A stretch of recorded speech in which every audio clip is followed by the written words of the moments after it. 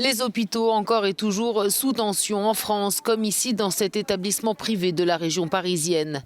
Dans l'unité de soins intensifs Covid-19, aucun lit ne reste libre longtemps.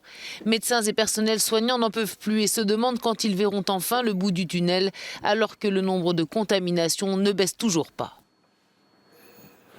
On est plein. Voilà, quand on a un lit de libre, il est rempli de nouveau. Donc effectivement, la tension est complète. J'utiliserai pas le terme de vague, j'utiliserai plutôt le terme de crue.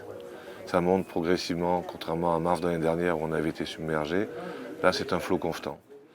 Ici, la capacité des soins intensifs a déjà été augmentée en réduisant drastiquement toutes les interventions chirurgicales, à l'exception des cancers critiques, des cas cardiologiques et d'urgence.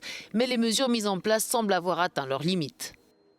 Le point d'attention et le point de tension le plus fort, ce n'est pas tellement les lits et le matériel, c'est surtout les équipes médicales et paramédicales pour pouvoir prendre en charge les patients.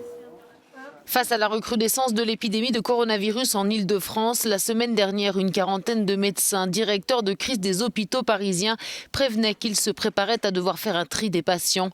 Une situation qu'ils assurent n'avoir jamais connue, même pendant les pires attentats de ces dernières années.